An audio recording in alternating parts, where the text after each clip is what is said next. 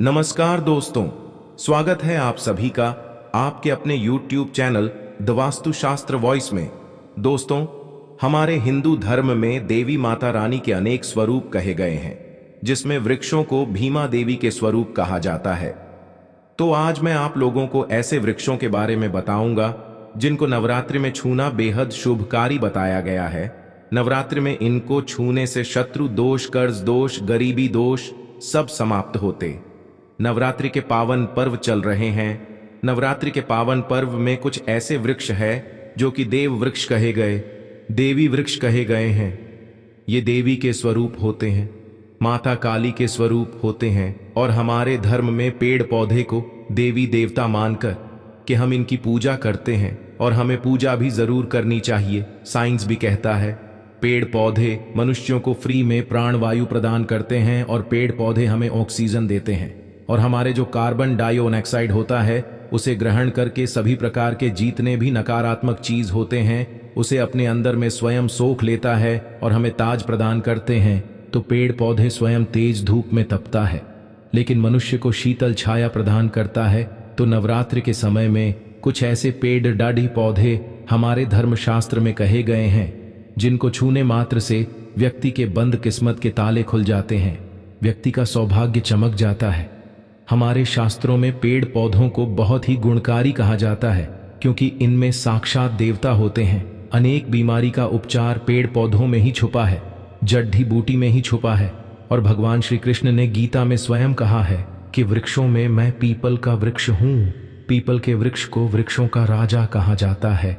इसीलिए कृष्ण भगवान ने कहा पत्ता पत्ता मैं ही हूँ, क्योंकि पीपल वृक्ष की जो आयु होती है सबसे ज्यादा होती है, सबसे अत्यधिक होती है। पीपल वृक्ष सर्वशक्तिमान होता है, पूजा पाठ में अत्यधिक इसका महत्व होता है। दोस्तों, इसीलिए भगवान श्री कृष्ण ने गीता में स्वयं कहा है कि मैं वृक्षों में पीपल का वृक्ष हूँ।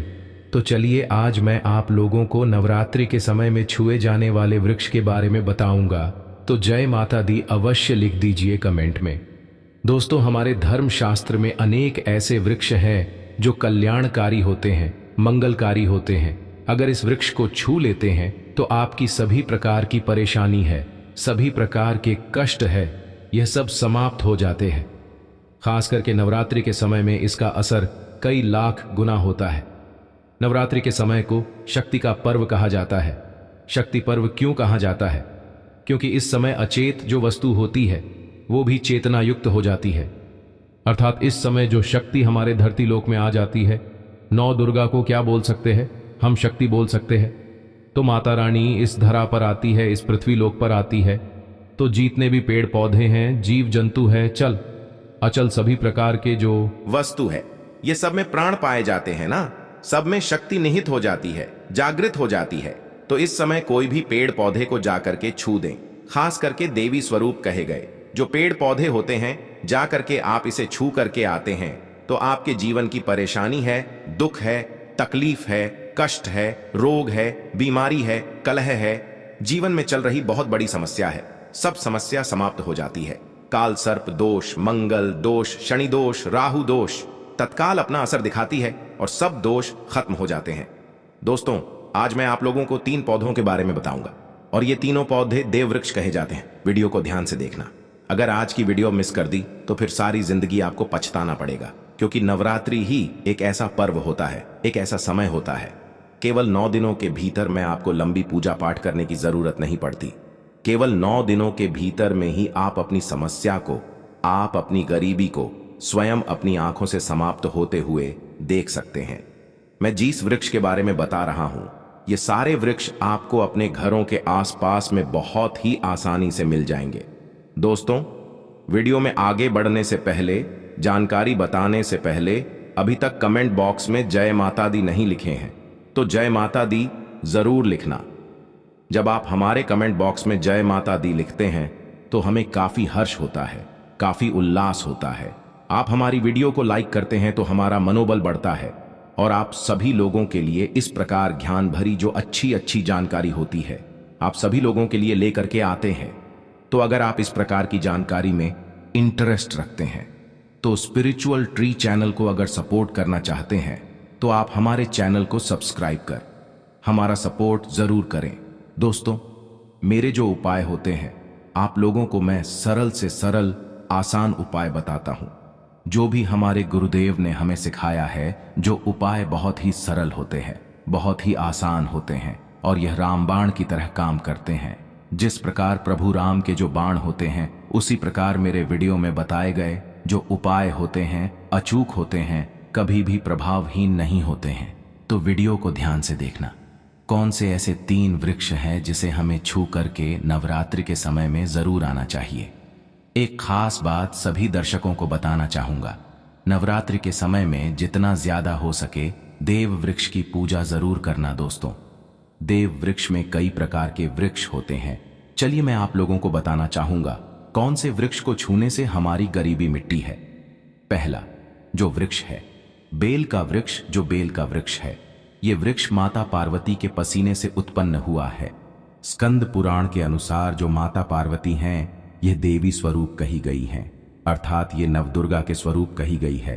तो स्कंद पुराण की कथा में कहा गया है जो बेल का वृक्ष है माता पार्वती के पसीने से उत्पन्न हुआ है। इसकी डाली में पार्वती, जड़ में ब्रह्म, तने में विष्णु एवं समस्त जो हिस्से हैं उसमें भगवान शंकर जी बसते हैं। संध्या काल में शिव मंदिर के समीप या नौ दुर्गा मंदिर के समीप जो बेल के वृक्ष हैं, इसके नीचे में घी का दीपक जलाने से व्यक्ति धनवान, गुणवान एवं पराक्रमी बनता है। व्यक्ति के सभी प्रकार के मनोरथ की पूर्ति होती है। हमारे धर्मशास्त्र में यह भी कहते हैं नवरात्रि के समय में अगर कोई भी व्यक्ति, जी हाँ, नवरात्रि के समय में अगर कोई भी व्यक्ति बेल के वृक्ष को माता नौ दुर्गा का ध्यान करते हुए 7 बार छू करके आ जाते हैं, तो ऐसे व्यक्ति की तत्काल अगर उपवास व्रत रखा है, ध्यान से सुनिएगा, जो लोग उपवास व्रत रखे हैं ऐसे व्यक्ति की थकान, सुस्ती तत्काल चली जाती है। ऐसे व्यक्ति को नवरात्रि के समय में जितना ज्यादा हो सके संध्या काल में बेल के वृक्ष को जरूर छूना चाहिए।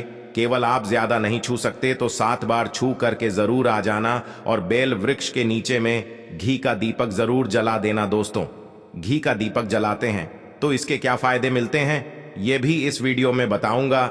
मैं सारी जानकारी इस वीडियो में विस्तार से बता रहा हूं, इसलिए आज की वीडियो थोड़ी बड़ी बन सकती है। हो सकता है 15 मिनट की वीडियो बन जाए, लेकिन अपना पूरा समय जरूर देना, क्योंकि जब हम उपवास व्रत रखते हैं तो हमारे शरीर में काफी थकान आ जाती है, हमारे शरीर में ऊर्जा की कमी होने लगती है। हालांकि हमें अध्यात्म ऊर्जा प्राप्त होती है, लेकिन हमारे शरीर में ऊर्जा की कमी होने लगती है। भोजन ना करने के कारण हमारे शरीर में ऊर्जा की कमी होती है और इस ऊर्जा को बरकरार रखने के लिए, इस ऊर्जा को प्राप्त करने के लिए हमें बेल वृक्ष को छूना चाहिए। दोस्तों, अनेक संत महात्माओं ने बेल वृक्ष के पत्ते को खाकर के तपस्या की है एवं कई प्रकार की सिद्धियां हासिल की हैं। धर्मशास्त्र कहते हैं अगर नवरात्रि के समय में बेल के पत्ते खाए जाएं तो जो व्यक्ति लंबे समय से जो मंत्र के जाप कर रहे हैं, सिद्धि प्राप्त नहीं हो पा रही है, फिर कुछ आप ऐसी सिद्धि को प्राप्त कर सकते हैं जो सिद्धि आपको काफी लंबे समय से प्राप्त बेल के पत्ते खाने से वह सिद्धि जल्दी प्राप्त होती है। इसके नीचे घी का दीपक जलाने से हमें सिद्धि की प्राप्ति होती है। सिद्धि का मतलब होता है कार्य में सफलता। तो जो लंबे समय से आपके कार्य नहीं हो पा रहे हैं, उस कार्य में नवरात्रि के समय में जीतने भी दिन हो सके। आप जो है जब भी आपको समय मिले तो शाम के समय में घी का दीपक जरूर जला देना। और अगर कोई भी व्यक्ति नवरात्रि के समय में, ध्यान से सुनिए, अगर कोई भी व्यक्ति नवरात्रि के समय में अगर बेल वृक्ष की जड़ DDH में दूध चढ़ाते हैं, वो सभी प्रकार के व्याधि दूर होती है। अगर सिंदूर युक्त गंगा जल चढ़ाते हैं तो व्यक्ति की गरीबी मिटती है। अगर तेल चढ़ाते हैं बेल वृक्ष के जड़ DH में तो सौभाग्य की प्राप्ति होती है। और अगर बेल के तीनों पत्तों में, दोस्तों ध्यान से सुनिए, त्रिदेवी कही गई है, जैसे कि महाकाली, महालक्ष्मी, महासरस्वती। तो अगर बेल के जो 3 पत्ते हैं महालक्ष्मी, महाकाली, महासरस्वती के स्वरूप कहे गए हैं, तो बेल के अगर तीनों पत्तों में ओम, दूसरे पत्ते में हरिओम को सिंदूर से लिख करके चढ़ाना होता है, सिंदूर से लिख करके चढ़ाया जाए तो तत्काल उसी समय मनोकामना की पूर्ति होती है, कार्य में सफलता मिलती है। कोई लंबे समय से आपकी मनोकामना हो, आप चाहते हैं वह मनोकामना पूर्ण हो जाए, तो यह उपाय अवश्य करिएगा। दोस्तों, इसकी जड्डारीएच में ध्यान से सुनिए। नवरात्रि के समय में इसकी जड्डीडीएच में अगर तांबे की कोई भी रिंग होती है, जिसे हम एक प्रकार के तांबे की जो धातु है ये मंगल से जुड़ी हुई होती है, तो अगर नवरात्रि के समय में इसकी जड्डीएच में तांबे की जो रिंग होती है, अंगूठी होती है, अगर आप 4 अंगुल खंड करके दबा करके आ जाते हैं, नवरात्रि भर इसे दबे रहने देना है। इसके बाद अगर आप पहन लेते हैं तो वह जागृत हो जाती है, क्योंकि जो बेल के वृक्ष हैं स्वयं जागृत कहे गए हैं, और नवरात्रि के समय में इसकी जो आवरा होती है, इसकी जो ऊर्जा होती है अत्यधिक बढ़ जाती है।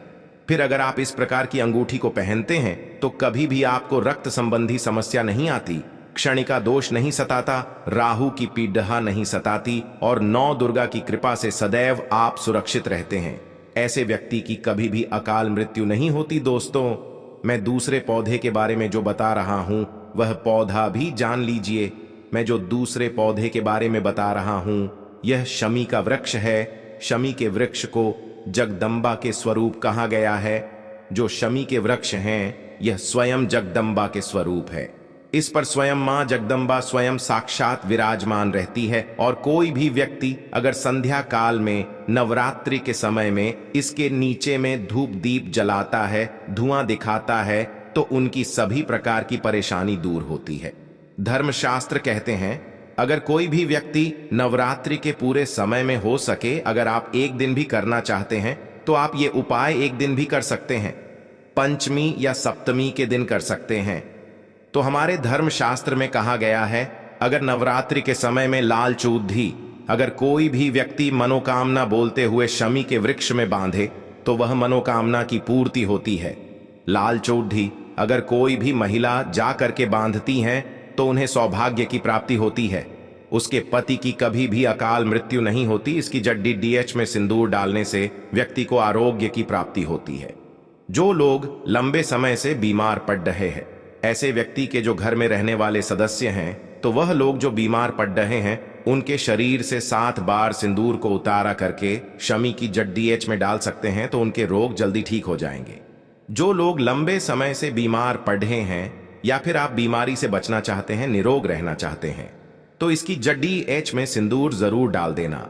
मनोकामना पूर्ति करने के लिए मैं एक मंत्र बता रहा हूं। इस मंत्र को बोलते हुए शमी के वृक्ष को छूना है। इस मंत्र को बोलते हुए शमी के वृक्ष को छूना है। आप तत्काल नवरात्र के समय में इसका रिजल्ट देखना। जैसे ही नवरात्रि समाप्त होगा आपकी जो मनोकामना है उसकी पूर्ति हो जाएगी। आपकी जो दरिद्रता है वह दरिद्रता समाप्त हो जाएगी। तो मंत्र कौन सा है? तो आपको बोलना है मम्मन और थे पूरे मम दरिद्र नाश। यह मंत्र आपको बोलना है। यह मंत्र बोलते शमी के वृक्ष को छूना है। सभी प्रकार के आपके मनोरथ की पूर्ति होगी। आपकी जो दरिद्रता है दरिद्रता समाप्त हो जाएगी, 2 मंत्र हो जाएगी। या आपको छूते हुए बोलना है। आप चाहते हो तो नवरात्रि के समय में मौली धागे भी शमी के वृक्ष पर बांध सकते हो। अधिकतर लोग मौली धागे बांधते हैं।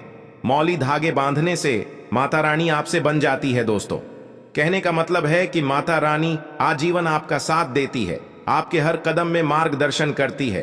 इसकी जड्डीडीएच की मिट्टी ला करके ध्यान से सुनिए। नवरात्रि के समय में अगर आप जो है 9 दुर्गा के उपवास नहीं कर पा रहे हैं, व्रत नहीं कर पा रहे हैं किसी कारणवश, तो केवल इसकी जड्डीडीएच की मिट्टी ला करके नवरात्रि के समय में स्नान करने से व्यक्ति का भाग्य उदय हो जाता है, व्यक्ति का भाग्य चमक जाता है, व्यक्ति की जो फूटी किस्मत होती है वह भी चमक जाती है। आप में से अधिकतर लोग बोलते हैं न कि हमसे लक्ष्मी नाराज हो चुकी है, लक्ष्मी हमारे घर में आना ही बंद कर चुकी है। तो आप चाहते हैं कि लक्ष्मी की कृपा प्राप्त हो जाए, तो नित्य नवरात्रि के समय में इसकी मिट्टी को ला करके नवरात्रि के समय में स्नान करना शुरू कर दीजिए। नहाने वाले पानी में डाल करके स्नान करना शुरू कर दीजिए। आपके शरीर से दोष दूर हो जाएंगे। आपके शरीर से किसी भी प्रकार की पीड़ा है, सकारात्मक शक्ति आपके शरीर में प्रवेश कर गई है, वह भी समाप्त हो जाएगी। दोस्तों, तीसरे क्रम में मैं जिस वृक्ष के बारे में बता रहा हूं मित्रों, इस वृक्ष को देव वृक्ष भी कहा जाता है। जो तीसरा वृक्ष है वह है परिजात का वृक्ष। पारिजात का वृक्ष समुद्र मंथन से उत्पन्न हुआ था और यह देवराज इंद्र के नंदनवन में स्थापित किया गया था। पारिजात वृक्ष भगवान कृष्ण ने मानव जन कल्याण के लिए धरती लोक पर लाए थे, जो पारिजात का वृक्ष है। इसे भी लक्ष्मी का स्वरूप कहा गया है, क्योंकि माता लक्ष्मी भी समुद्र से उत्पन्न हुई है और पारिजात के वृक्ष भी समुद्र से उत्पन्न हुआ। इस नाते ये माता लक्ष्मी की बहन कही जाती है। तो ऐसा माना जाता है कि कोई भी मनुष्य, उनके शरीर में कितनी भी ज्यादा थकान हो, कितनी भी पीड़ा हो, जैसे कि नवरात्रि के अगर आप व्रत रख रहे हैं, व्रत के दौरान अगर आपके शरीर में थकान है, पीड़ा है, तो पारिजात के वृक्ष को शाम के समय में छू करके जरूर आ जाना। आप चाहते हो तो नवरात्रि के किसी भी टाइम में आपको टाइम मिले, उस समय में जाकर के इसके वृक्ष को छू सकते हैं। इसके वृक्ष को छूते ही तत्काल शरीर से पीड़ रहा है, जो थकान है, सुस्ती है, कमजोरी है, वह समाप्त हो जाती है इस वृक्ष के नीचे में। अगर नवरात्रि के समय में घी का दीपक जलाया जाए, चुटकी भर सिंदूर अगर इसकी जड़ डीएच में डाला जाए, तो सभी प्रकार की मनोकामना की पूर्ति होती है। लेकिन आपको प्रार्थना जरूर करनी है कि हे पारिजात वृक्ष, आप देवी स्वरूप कहे जाती है, आप हमारी सभी प्रकार की पीड़ा को दूर करें। ग्रह दोष है, पितृ दोष है, लक्ष्मी दोष है, इसे आप समाप्त करें। लक्ष्मी स्वयं आपकी बहन है। माता लक्ष्मी का हमारे जीवन में प्रवेश कर जाएं, इस प्रकार का आप हमें आशीर्वाद प्रदान करें। इस प्रकार से आप इनसे जो है मनोकामना बोल सकते हैं, मनोरथ बोल सकते हैं। ये लक्ष्मी की बहन कही गई है, क्योंकि समुद्र मंथन से यह उत्पन्न हुआ है।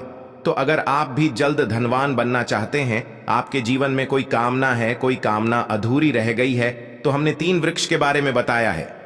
इन 3 वृक्ष को नवरात्रि के समय में छूना शुरू कर सकते हैं। और अगर कोई व्यक्ति यह तीनों वृक्ष को छू लेते हैं, ध्यान से सुनिए, अगर तीनों वृक्ष को छू लेते हैं, तो ऐसे व्यक्ति के कार्य सफल होने से, ऐसे व्यक्ति की मनोकामना पूर्ण होने से दुनिया की कोई भी शक्ति नहीं रोक पाएंगे। मनोकामना पूर्ति करने के लिए, कार्य में प्रगति प्राप्त करने के लिए, अपनी किस्मत को चमकाने के लिए, सोए हुए भाग्य को जागृत करने के लिए नवरात्रि में ये उपाय जरूर करिएगा।